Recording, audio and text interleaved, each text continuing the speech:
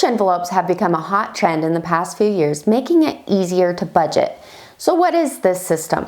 What are the best categories to use, and can you use digital cash envelopes? I'll answer all these questions and more in today's video. Let's get started.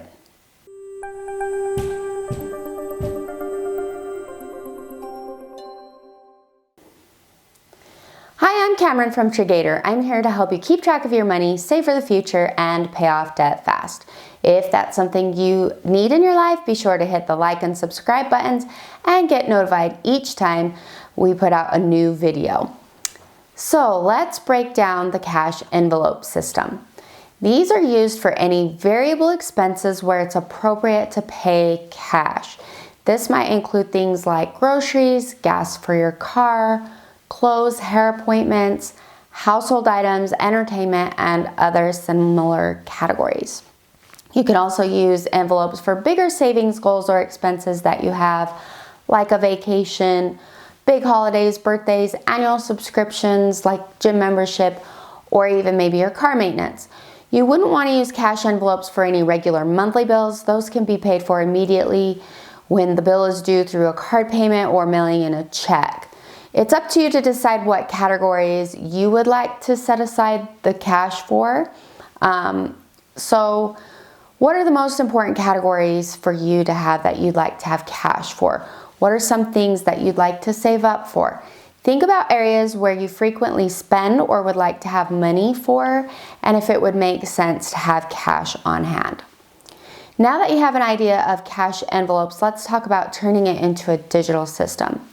I used to exclusively use cash for my grocery budget, but when COVID started, a lot of retailers requested people to go cashless. There was also a coin shortage that made it hard to pay with exact change. And so for these reasons, I hesitantly made the switch to a digital envelope system.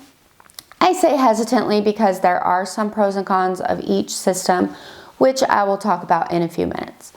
With a digital system, you still need to identify the categories you want and a way to track that money.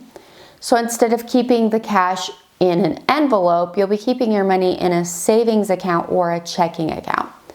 For the most part, I keep my money in a savings account and then I transfer it to my checking account when I need the money. My two exceptions are my grocery budget and my gas for my car. I use these two categories very frequently, and because of federal regulations that restrict how much you can transfer from savings, I put them on their own card. So these two categories have their very own checking account, and I'll talk to you about why that's super important in a minute. I have a checking account just for gas, and I have a checking account for groceries. Now these are dummy cards, don't try and rip off my numbers. These are just fake for a visual purpose, but these accounts are completely separate from my regular checking account where I pay the bills for the majority of my bills. To manage these accounts, I have split my direct deposit directly from my employer. I decided how much I wanted to go for gas and how much for groceries, and I put each corresponding amount on each card.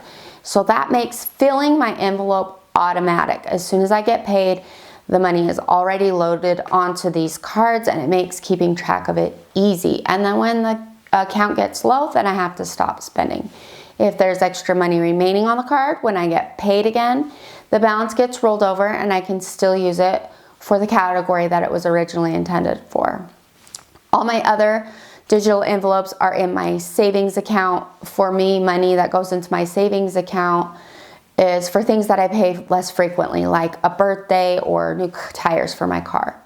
I need a way to keep track of this money, so I use Triggator's budget app. It helps me track my savings goals and how much should go into each category every time I get paid.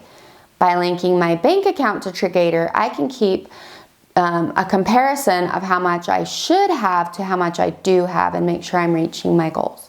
In Triggator, I called these alligator expenses. That's because these are the type of expenses that you might feel sneak up and ambush you if you haven't been saving for them. I love this system because I know that I have the money when I need it. I don't have to worry about how I'm going to pay for my kid's birthday party or putting new tires on a credit card because I've already been saving for them and I'm prepared for those expenses when they arrive. So the pros and cons of cash versus cashless, like anything, there are pros and cons to each system. Let's look at the regular cash envelopes and then we'll compare it to the digital cash envelopes.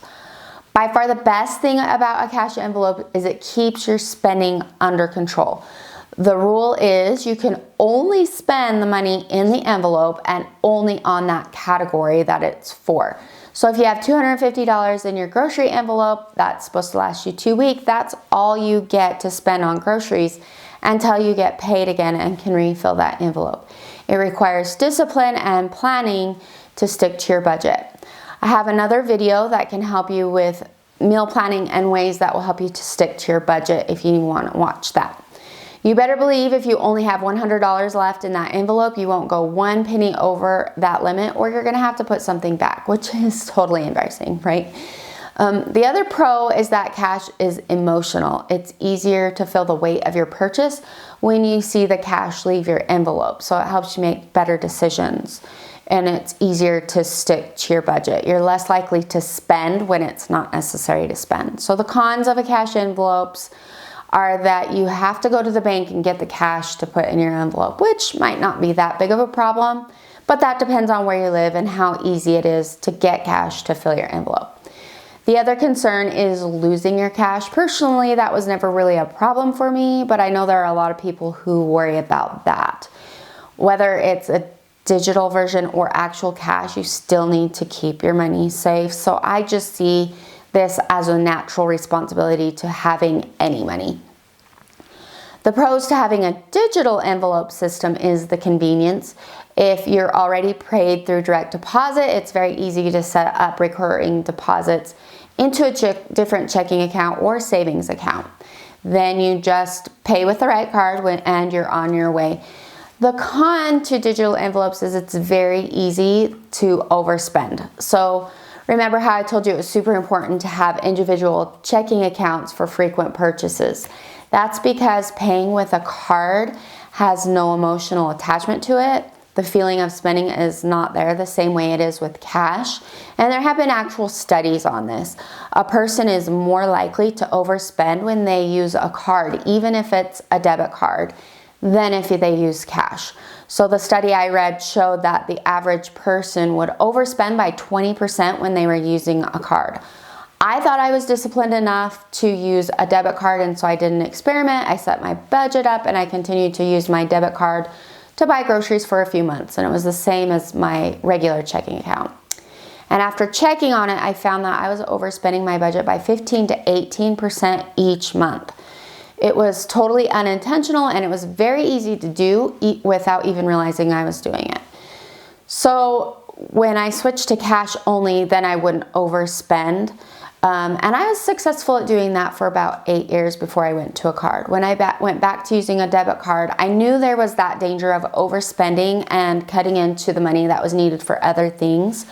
So I started a new account that was just for groceries. Like I said, I have a different account for gas and then for groceries. And with my grocery card, I direct deposit $250 into it every payday.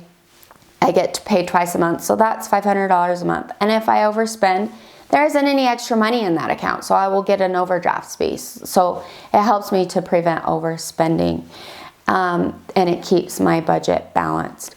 I've been successfully staying within my digital limit for 2 years now. Groceries and gas can vary a lot depending on the time of year and what your current needs are. So make sure you have enough in your account.